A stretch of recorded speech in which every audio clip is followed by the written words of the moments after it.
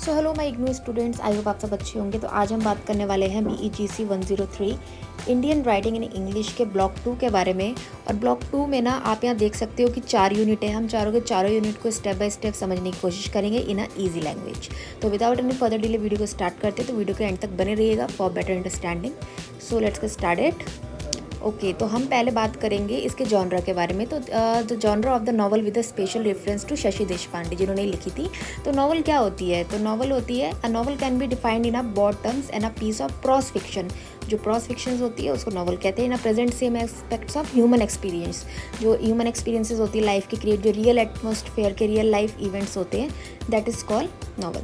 Expect of the novels क्या होती है? बहुत ही इंपॉर्टेंट क्वेश्चन है, ये एग्जाम्स में भी देखे गए हैं। थीम होते हैं इसके, प्लॉट्स होते हैं, कैरेक्टराइजेशन होते हैं, व्यू ऑफ पॉइंट और styles. These are the aspects of novel. तो टाइप ऑफ नॉवल कैसे होते हैं इसको भी देख लेते हैं हम लोग। टाइप ऑफ नॉवल्स में फर्स्ट आता है गॉथिक नॉवल। और गॉथिक नॉवल क्या होता है? ये एक हॉरर नॉवल होती है, जो कि इसको fiction with a supernatural element like ghost, haunted houses etcetera. तो this is called a gothic novel, जिसमें हाउस के लेके, घोस्ट हाउसेस को लेके, हॉन्टेड स्टोरीज को लेके आपको पूरी की पूरी फिक्शन और जो नॉवल्स होती है वो बताई जाती है, ताकि जो फिक्शन स्टोरीज़ है वो थोड़ी सी इंटरेस्टिंग बन सके और जो पढ़ने वाला है उसको थोड़ी सी वो स्पेशल लगे और पढ़ने में भी उसको अच्छा लगे। तो that is called a gothic novel. और अगर आप इसका लॉन्ग पूरा पढ़ना चाहते हो तो आप इसको गूगल में कर सकते हो। एपिस्टोलरी नॉवल क्या होती है ये भी देख लीजिए, इसमें बहुत क्वेश्चंस आते हैं निकल के। तो ये वो लिटरली जॉनरा होती है जो प्राइमरी थॉट्स किए जाती है, main focus on letters, diary entries, newspaper clipping और अदर डॉक्यूमेंट्स। जैसे कि आप कोई डायरी लिख रहे हो या फिर कोई आप ऐसी न्यूज़पेपर क्लिपिंग्स लिख रहे हो, कोई डॉक्यूमेंट से रिलेटेड लिख रहे हो, that is called a epistolary novel. तो कि एक लिटरली जॉनरा होती है स्टोरी को। तो ये प्राइमरी थॉट्स भी होते हैं बेसिकली। अगर मैं इसको आपको एग्जांपल के तौर पे बताऊं तो first is documentary form. Documentary form जैसे कि लेटर्स होते हैं, डायरीज़ में होती है, तो जिसमें डायलॉग्स भी बोले जाते हैं, ठीक है ना। तो द बाइंडिंग वाइन की समरी और एनालिसिस देख लेते हैं, that is most important topic now day. Okay, तो ये आपको थोड़ा ईजी लैंग्वेज में मैं आपको समझाऊंगी ताकि एग्जाम में लिखने के लिए आपको आसानी हो। फर्स्ट एक the binding wine was published in 1992। ये पब्लिश हुई थी 1992 में और डिवाइडेड हुए थे 4 पार्ट में। ऑलमोस्ट इसकी लेंथ जो थी वो इक्वल थी। Third part is the exploration of middle class Indian women. Indian women जो मिडिल क्लास के होते थे उनके स्ट्रगल के बारे में बताया गया, ठीक है ना। ये एक पेट्रियार्चल सोसाइटी जो है उसके बारे में है कि वुमेन के लिए उनके क्या थॉट होते थे। वो मिडिल क्लास वुमेन जो डाइवोर्सी होती थी, उनके जिनके हस्बैंड पास रहे, उनको लेके सोसाइटी का क्या एक POV था उसको लेके है। तो फर्स्ट आपने यहाँ देख लिया 1992 में पब्लिश हुआ था। ऑलमोस्ट इक्वल लेंथ है इसकी, 4 डिवाइडेड इनटू 4 पार्ट। और ये बाइंडिंग वाइन एक एक्सप्लोर करते हैं मिडिल क्लास इंडियन वुमेन को लेकर, ठीक है, कि वो कैसे स्ट्रगल करती है अगेंस्ट अ पेट्रियार्चल सोसाइटी, जिनकी एक छोटी सोच होती है, उसके खिलाफ उन 3-4 वुमेन्स की एक स्ट्रगल की कहानी है जो आप इस बाइंडिंग वाइन में देखेंगे। और इसका जो समरी है, आप वो बाकी चीज़ें जब आप स्टोरी पढ़ोगे तो आप उसको पूरा फोल्ड करके बना के लिख सकते हो। तो आगे मैं आपको कैरेक्टर्स के नाम बताने वाली हूँ, नाम को आप याद रखना।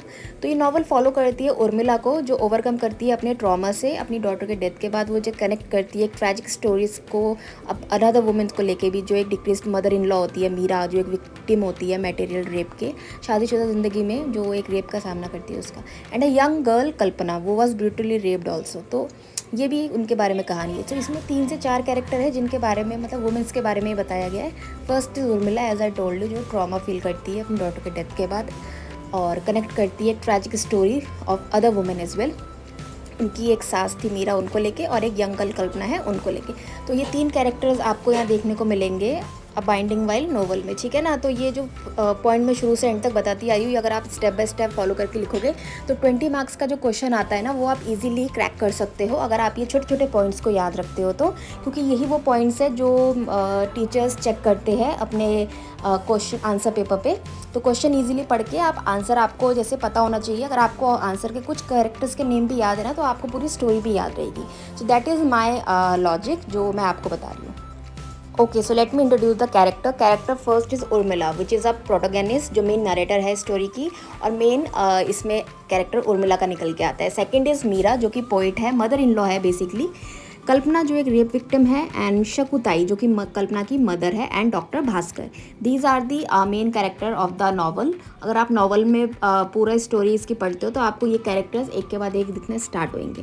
तो प्रोटोगेनिस्ट कौन होता है? प्रोटोगेनिस्ट वो होता है जो मेन अभिनय कर रहा है स्टोरी का, जो मेन कैरेक्टर है और एज अ नरेटर भी है, जो पूरी कहानी अपने मुंह से व्यक्त कर रहा है। मीरा जो कि पोइट है और मदर इन लॉ है, as I told you again. And Kalpana rape victim है, शकुताई कल्पना का मम्मी है, एंड डॉक्टर भास्कर। ठीक है, तो ये कैरेक्टर्स मेन याद रखना आप लोग।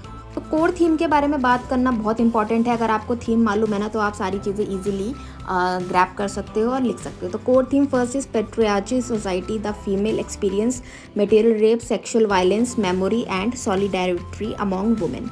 ठीक है ना, तो ये थीम्स है कि सोसाइटी किस तरीके से जो वुमेन को लेके वो सोचती है, अगर वो एक्सपीरियंस कर रही है किसी चीज़ को लेके, तो उसकी वो चीज़ व्यक्त करती है कि औरत क्या सोचती है सोसाइटी के बारे में जब वो उसको इस तरीके से ट्रीट करती है। तो जब मटेरियल रेप होता है शादीशुदा ज़िंदगी में भी वुमेन के मर्जी के खिलाफ एक रेप होता है, which is called a material rape. Second is sexual violence, जो एक तरीके से विदाउट मंजूरी वो वायलेंस वुमेन के संग क्रिएट होता है। And last is solidarity among women, एक वुमेन का दुख दूसरी वुमेन इजीली उसको फील कर सकती है और अपने नॉवल में उसको इजीली लिख सकती है उस चीज़ को फील करके। ठीक है, तो इसको एनालाइज कर लेते हैं अब लोग हम, और एनालाइज करना बहुत ज़रूरी है। First is patriarchy and silence.